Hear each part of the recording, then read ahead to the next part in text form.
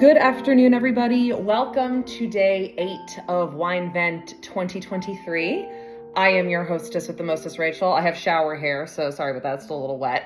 But I had a little break and thought it would be a good time to enjoy my 8th glass of wine with all of you. So let's see what we have in store. Don't forget to click on the link in the bio and in the story to get the full review. Let's see what today is. All right, today is another red wine. Yeah, that's red, right? Very light though. It's a light red called Good Trouble red wine. Let's see if this is from someplace else besides Italy and California. No, it's California. All right, well, hey. Red wine from California does not tell me where in California. It's just, these all appear to be 2020 vintages for the reds, but it looks like just a regular red blend. And it's called Good Trouble, and I'm trying to... It looks like a bunch of people standing on a bridge. Sure, why not? Let's do it. Don't have to chill it, which is always nice. So right away, this has a very Pinot Noir-esque quality to it. So I'm gonna, it's not a Pinot Noir, it's just red wine. Unless they're like kind of not really, no, they're pointing out the varietals. The whites are like, they're saying that they're Chardonnay or Pinot Grigio. So it looks like this is just a California red blend. So, but right away, it's got a very Pinot Noir-esque quality to it. It's not very heavy. You can kind of tell in here, it's a lighter body. Like it's more, I can definitely see through this glass. And it's just got a very like nice red cherry mediumness to it. Let me go ahead and do a little swirl, see what the legs do. Yeah, not super leggy either. Hardly leggy at all, really. Oh, well, there's a little bit coming down here. Yeah, not very leggy at all. So yeah, this is nice and light-bodied. I can tell. It's a very pretty color. Let's go ahead and give it a sniff and see what we got. All right, well, that's definitely cherry, like a cherry cola type flavor, which is, believe it or not, that is a thing in wine, cherry cola. Yeah, red and black cherry, a little bit of the cola, some blackberry, that sort of thing going on, a little bit of cranberry too, I would say.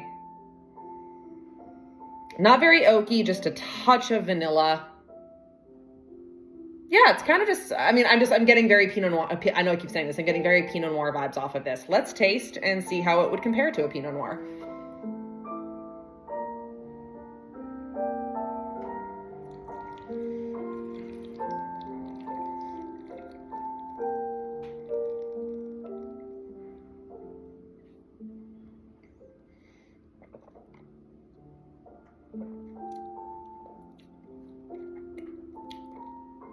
Wow, that is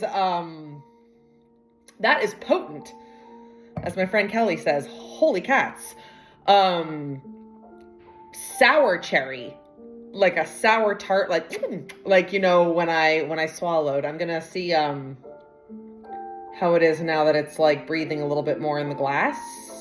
I wonder if the legs are a bit more pronounced now. Okay, there we go. The legs are a little bit, yeah, now it's showing more legs. I think it just needed more space to swirl around, really. Let me try that one more time. Like, now I'm getting sort of like a Twizzler licorice too off the nose, which is interesting.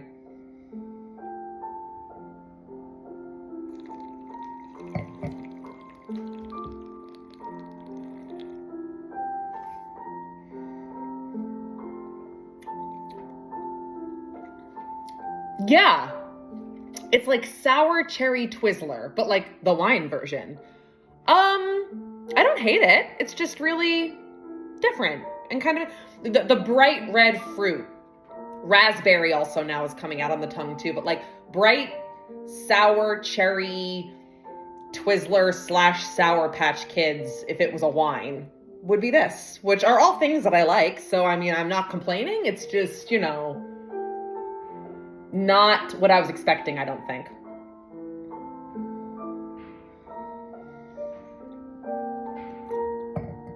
There is for sure a tartness to this that is really intriguing and kind of fun. It's not like my super preference, but it's working. Yeah, not bad. You know, it's not blowing my socks off, but it's not unenjoyable. Let's see what the powers that be at In Good Taste say I should be tasting on this. I'm getting more of a rough spot here. Here we go. That's better. Yeah. It's like so funny to scratch these. I was so obsessed with these types of lottery tickets as a kid. My mom would always buy them and let me scratch. Okay, here we go. Okay. Wow, literally none of the flavors I'm getting off of this are listed on here. They're telling me that I should be getting blueberry, black olive, and plum.